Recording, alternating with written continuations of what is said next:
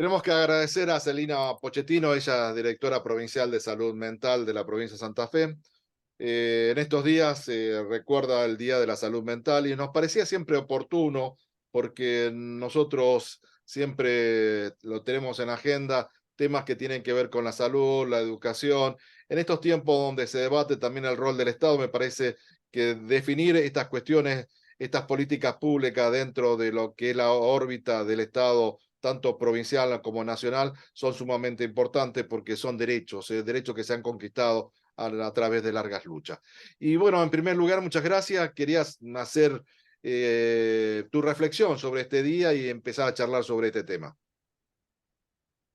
Bueno, en primer lugar, agradecerte la invitación, Aldo, realmente un gusto compartir aquí el programa y poder tener la ocasión de conversar sobre este tema del que estamos convencidas y convencidos que tiene que ser un tema de todas y todos. Así que vos situabas muy bien, usamos el Día de la Salud Mental, día reconocido mundialmente de la salud mental por la OMS, para aprovechar a conversar sobre esto que vos señalabas, la importancia en las políticas públicas, y lo primero para decir es que salud mental tiene que estar en todas las políticas públicas, en todas las agendas de la política pública y en todos los niveles del Estado también, ¿no? Así lo entendemos ampliamente porque, como bien decías, y el derecho a la salud y cómo entendemos el derecho a la salud mental implica necesariamente el derecho a muchos otros derechos, ¿no? El derecho al habitar, decimos, el derecho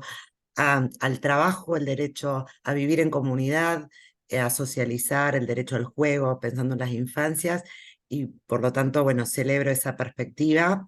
Consideramos también que el Estado debe garantizarlo, pero también que es un tema que tenemos que dialogar con las comunidades, ¿no? Con nuestros pueblos, porque es un tema que, bueno, nos afecta en los ámbitos más particulares y en los más colectivos y generales necesariamente, ¿no? No, y sabemos que esto forma parte ya de las políticas públicas. Hay una ley de desmanicomialización, es decir, se hace que están rota aquella vieja estructura de los hospitales donde eran casi depósito las personas con problemas de salud. Y hoy creo que es un compromiso de todos como sociedad, como comunidad, darle contención, darle este vínculo que es tan necesario. Y hoy sabemos que, por ejemplo, que en los centros de salud, que en los efectores, en los ANCO, en los hospitales, se trabaja de otra manera y con esta mirada que es innovadora, pero también es como un punto de partida, no es un punto de llegada. Tal cual, tal cual. Tenemos una ley que vos nombrabas un término que es fuerte y es necesario conversarlo también, que es la desmanicomialización. Tenemos una ley nacional, la 26657, que propone claramente otro modelo de cuidados en salud mental, que es desarmar esas estructuras manicomiales que aún en nuestra provincia están en proceso de transformación, tanto en lo público como en lo privado. Pero también tenemos una ley provincial. La provincia tiene muy ricas experiencias. Recién recordábamos contigo Radio en la Mira, y hay tantos dispositivos que pretenden sustituir la lógica manicomial.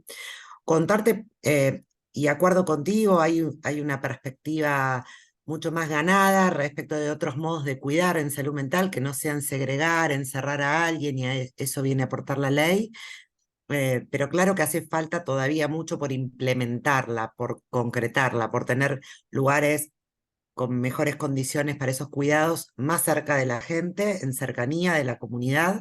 Por eso contarles que en este periodo de gestión que me ha tocado hemos podido elaborar un plan provincial de salud mental participativamente construido, del que han participado equipos de salud de toda la provincia, pero también usuarios y usuarias, pero también las universidades, los sindicatos. Hemos logrado una discusión eh, no acabadamente participativa, pero bastante participativa, porque consideramos que la provincia ha tenido muy ricas experiencias, pero necesitaba un instrumento vacante de la política, que es tener un plan de cómo continuar avanzando en esa perspectiva comunitaria. Si alguien me preguntara, bueno, ¿hacia dónde va el plan de salud mental? Bueno, justamente a transformar ese modelo hospitalocéntrico de separación del que padece en hospitales, de encierro, a un modelo de salud mental comunitaria, ¿no? Y eso implica un modelo de lo social. Entiendo que ahí nos vamos a entender, ¿no? Hay una vieja estructura de controlar y vigilar, diría Foucault, el panóptico presente en todas estas estructuras, que no solamente eran para los hospicios, para los hospitales psiquiátricos, sino también para los hospitales, para las escuelas, es, digamos, la forma de que se tenía una visión en otra sociedad. Y hoy creo que estos viejos modelos se están rompiendo. También se rompió el mito en las familias, tenía una persona distinta, un problema de salud mental, se la aislaba, se la encerraba y creo que es todo lo contrario lo que hoy se propone, integrarlo, dar la posibilidad de desarrollarse, digamos, educación temprana. Hay un montón de cuestiones que creo que están avanzando, pero también hace falta recursos. Y la otra cuestión es que para que la ley esté presente, que esté viva, también hace falta recursos. Y esos recursos tienen que estar por parte del Estado. Exactamente así. Por eso, dos o tres cuestiones, contarles algunas cosas, algunos pasos que pudimos dar en torno a la implementación de la ley, que fue sumar equipos de salud mental en las guardias de los hospitales generales, en las grandes ciudades. eh, to- Implementar un plan de formación permanente, porque no solo son necesarios los recursos específicos en salud mental, los equipos específicos en salud mental, no me gusta hablar de recursos humanos y de equipos en este caso, sino que hace falta, y creo que ha sido también tarea de muchos dispositivos sustitutivos, trabajar con la comunidad y brindar herramientas para el cuidado, ¿no? Esto es fundamental, así como nuevas instituciones. Nuestro plan propone centros territoriales de salud mental. Hace falta, entre el hospital general, los centros de atención primaria o en el sistema privado, entre los sanatorios y los consultorios, hacen falta espacios de cuidado, espacios de socialización, espacios con atención específica más cerca de la gente. Consideramos que hay algo en el medio de esa red que le hace falta, y por eso casas asistidas es otro de los dispositivos que tenemos que multiplicar en la provincia. Teníamos en el 2020 13 casas, hoy podemos decir que tenemos 20 casas y contamos el plan de transformación de la colonia de Oliveros, que está poniendo en valor casas asistidas, cerrando salas manicomiales. Pero no quiero dejar de decir, acuerdo totalmente que, y ha sido un trabajo también de esta dirección, esperamos terminar esta gestión con una investigación presupuestaria. La ley por ciento del presupuesto en salud debe ser utilizado en políticas concretas de salud mental, ¿no? Y esto cabe a todos los gobiernos nacional, provinciales y locales, ¿no? Y bueno, poder tener esa evaluación presupuestaria, esa evaluación también epidemiológica, ¿no? Cómo se presentan los padecimientos de nuestras poblaciones, son las que orientan luego la concreción de la política. Así que bueno, me parece que hemos dado algunos pasos concretos, pero hay muchos por dar, porque estábamos hablando de una transformación de un modelo cultural. Solo no quiero dejar de decir, porque si bien hay muchos avances respecto de este modelo de cuidados que propone la ley de salud mental, también hay muchas falacias. Cada vez que escuchamos un caso mediático, y por eso celebro poder estar hablando en este medio, aparece esto de que la ley no permite internar a las personas, y hay muchas confusiones respecto de la ley que es necesario aclarar. La ley permite internar, genera medidas de cuidado a las personas que están pasando una situación muy crítica, que no se pueden cuidar a sí mismas y que se ponen en riesgo a sí o a otros, y le pone condiciones, porque lo que pasaba antes es que las personas quedaban encerradas por alguna crisis de salud mental eternamente, sin contralores, sin cuidados, y esto es muy importante tenerlo claro y repasarlo también con la comunidad, que si no queda como... nos ha tocado muchas veces tener que aclarar este punto que todavía está confundido, ¿no? No, y hablábamos de derechos y bueno, hay derechos humanos fundamentales y bueno, justamente también atraviesa en esto de los derechos y me parece también el derecho a la palabra, apropiarse la palabra, saber escuchar, saber dar contención, saber tener ese espacio que es tan necesario justamente para que se puedan desarrollar las personas que tengan algún padecimiento en particular.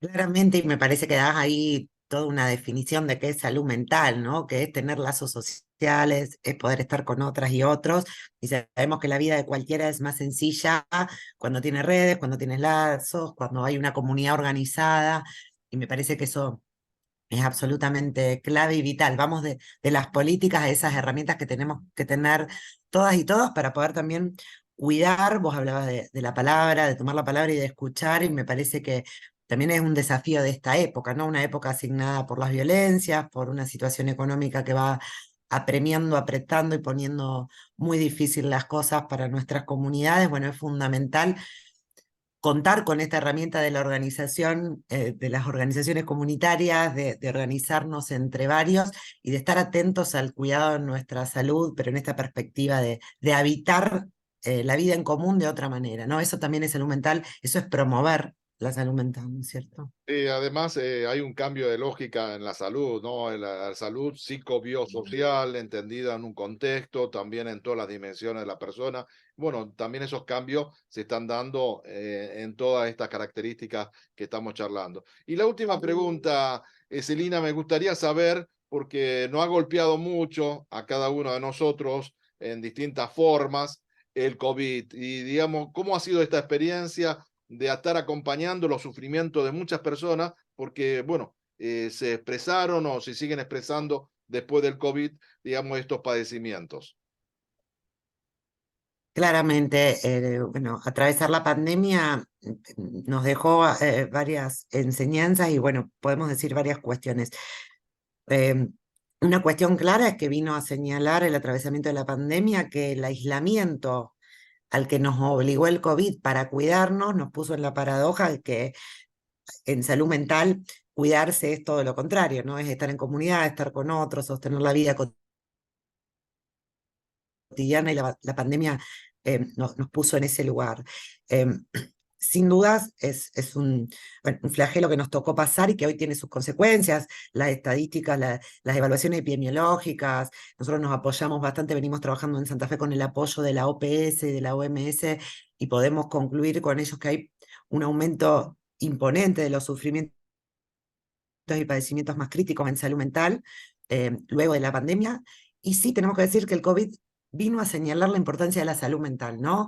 De que aislarse es inconveniente para nuestro cuidado, para desarrollarnos, el sufrimiento que sufrieron sobre todo las infancias y juventudes que tienen esta edad privilegiada donde socializar es necesario para crecer, para desenvolvernos socialmente, y asimismo las personas mayores, ¿no? Porque digo, quizás el grupo poblacional más beneficiado por la pandemia fue aquellos niños muy pequeños que tenían casas acogibles donde quedarse, ¿no? Pero bueno, sin duda, eh, coincidir contigo que la pandemia dejó sufrimientos muy importantes, por eso como un mensaje a la comunidad, posiblemente algunas consecuencias de ese aislamiento, de ese deterioro de lo económico, de ese impacto en la vida de las personas, las estemos sufriendo recién ahora y no solo se sufrieron en ese momento, así que siempre poner a disposición todos los recursos que tiene el Estado, la política y el acceso a los servicios de salud para pedir ayuda,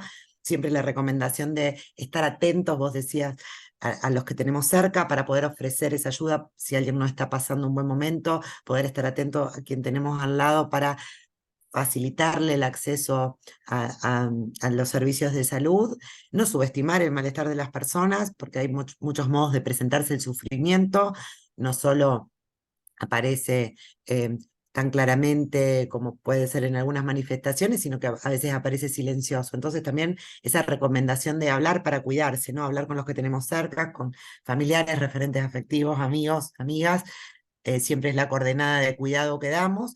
Y sin duda seguir el desafío de seguir en esta época tan compleja y tomando el aprendizaje de la pandemia, seguir instalando en un lugar prioritario el desarrollo de las estrategias, de la implementación de la ley, de tener más servicios de cercanía, más posibilidades de acceso a los cuidados de salud mental, porque el manicomio también no son solo los edificios que tenemos que terminar de transformar, sino que también es un criterio, ¿no? Quedarse encerrado, aislado.